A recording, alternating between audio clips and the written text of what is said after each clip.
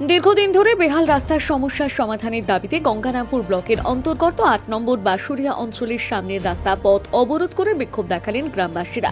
বৃহস্পতিবার বাঁশুড়িয়া অঞ্চল অফিসের সামনে এই বিক্ষোভ কর্মসূচিতে অংশ নেন প্রায় কয়েকটি গ্রামের মানুষ। অভিযোগ, বাঁশুড়িয়া অঞ্চলের দামাহার বুথে সর্বমঙ্গলা বাজার থেকে বামুনকুড়ি এলাকা পর্যন্ত প্রায় 2 থেকে 3 কিলোমিটার রাস্তার অবস্থা অত্যন্ত খারাপ।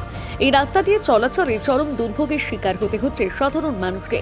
বিক্ষোভকারীদের দাবি, এটি বাঁশুড়িয়া অঞ্চলের প্রধানের বুথ হওয়া সত্ত্বেও দীর্ঘদিন ধরে রাস্তার সংস্কার হয়নি। গ্রামবাসীদের আরও অভিযোগ, কুমারগঞ্জ বিধানসভার বিধায়ক তরাফ হোসেন মণ্ডল একাধিকবার রাস্তার সংস্কারের প্রতিশ্রুতি দিলেও তা বাস্তবায়িত হয়নি। পাশাপাশি বাঁশুড়িয়া অঞ্চলের প্রধানকে একাধিকবার লিখিত অভিযোগ জানানো হলেও কোনো কার্যকর পদক্ষেপ নেওয়া হয়নি বলে দাবি বিক্ষোভকারীদের। এ বিষয়ে পথ অবরোধকারী গ্রামবাসীরা কি জানিয়েছেন শুনুন। কারণ হচ্ছে একটাই, বিগত 15 বছর ধরে আমাদের কোনো রাস্তা নেই। যদিও রাস্তা আছে খানাখন্দকে ভরা, এখানে এর আগে উল্টে একটা বিশাল অ্যাক্সিডেন্ট হয়ে গেছে।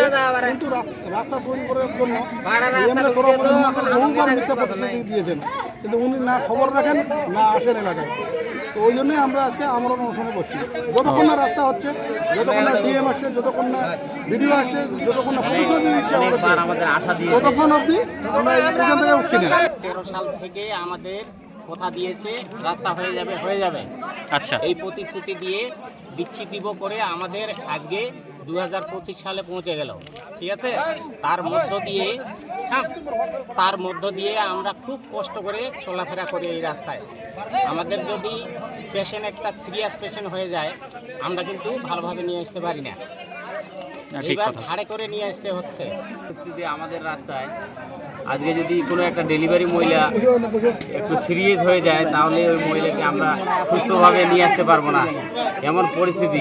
যার কারণে দেখেন আপনারা এই গাড়িটার মধ্যে, স্কর্পিওর মধ্যে একটা ডেলিভারি মহিলা ছিল। আচ্ছা, মহিলা এমন মানে সিরিয়াস অবস্থায় ছিল, গাড়িটা ওই সময় আমার ওখানে ফাঁসে যাওয়ার কারণে আমরা অনেক মানে টোটো করে করে নিয়ে গিয়েছিলাম হাসপাতালে। আচ্ছা, এখন বর্তমান উনি সুস্থ আছে। আজকে ওনার যদি মৃত্যু হয়ে যেত, এটার দায় কে নিত?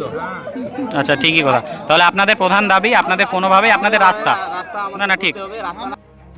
এই বিষয়ে কুমারগঞ্জ বিধানসভার বিধায়ক তরাফ হোসেন মণ্ডল স্বীকার করেন যে গ্রামবাসীদের দাবি ন্যায্য এবং দ্রুত প্রয়োজনীয় ব্যবস্থা নেওয়ার আশ্বাস দেন।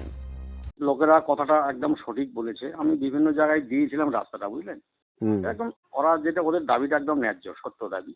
এবার ওর থেকে কম এতে যে রাস্তাগুলো কেন হলো, ওইটা আমার 1 নম্বরে হওয়ার কথা, সেটা হয়নি। আমি নিজে দুঃখিত। আমি বিডিও সাহেবকে ফোন করলাম যাতে রাস্তাটা কনভার্ট করে দেওয়া যায়। আমি নিজেও আজ বালুরঘাটে আছি, আমি শুনলাম সবকিছু, আপনি ঠিকই বলেছেন।